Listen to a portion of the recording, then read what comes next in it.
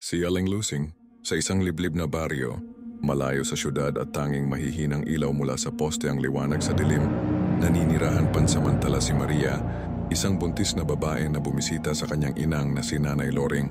Upang magpahinga, tahimik ang lugar, sariwa ang hangin, malamig ang simoy sa gabi. Sa araw masaya at masigla ang paligid. Pero pag dilim na, kakaibang katahimikan ang bumabalot sa baryo. Parang may mga matang nagmamasid sa bawat anino. Malapit sa kanilang bahay, sa dulo ng palayan at sa tabi ng masukal na kakahuyan, nakatira si Aling Lusing, isang matandang babaeng tinaguri ang aswang o mangkukulam. Wala siyang pamilya, hindi siya kinakaibigan ng mga tao.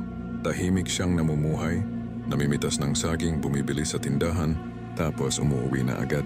Dahil si Maria ay hindi sanay sa chismis ng baryo, palakaibigan siyang bumabati kay Aling Lusing tuwing nagkakasalubong sila. Sa kanyang kabaitan, nakita ni Aling Lusing ang anak na hindi siya nagkaroon. Sa bawat bati ni Maria may liwanag sa mata ng matanda. Isang hapon, nakita ni Nanay Loring na nag-uusap si Maria at Aling Lusing sa harap ng bahay. Bigla niyang sinigawan ng matanda, "Layuan mo anak ko, huwag kang lalapit sa kanya." Nagulat si Maria.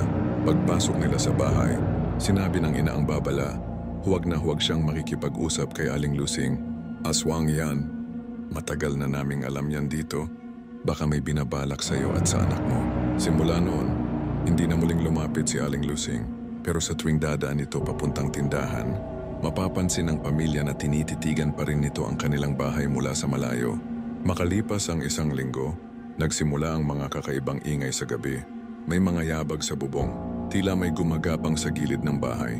Hanggang isang gabi may narinig silang ingay ng baboy. Pero hindi ito ordinaryong baboy. Matalas ang kukong kumakalmot sa pinto, para bang pilit na pumapasok.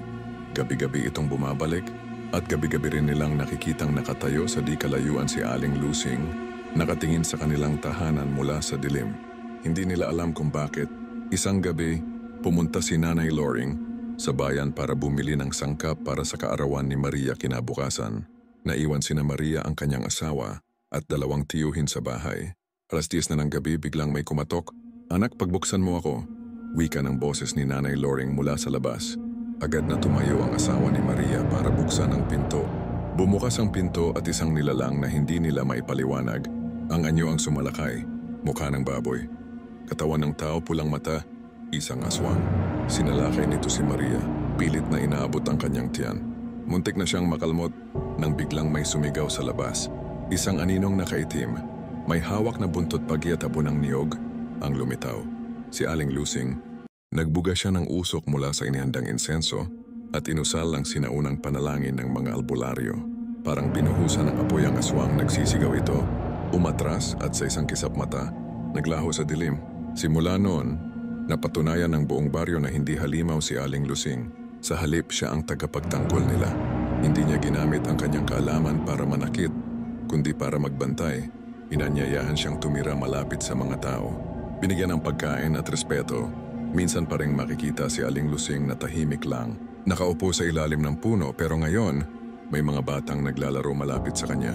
At tuwing gabi kapag tahimik na uli ang baryo, alam ng lahat, may nagbabantay.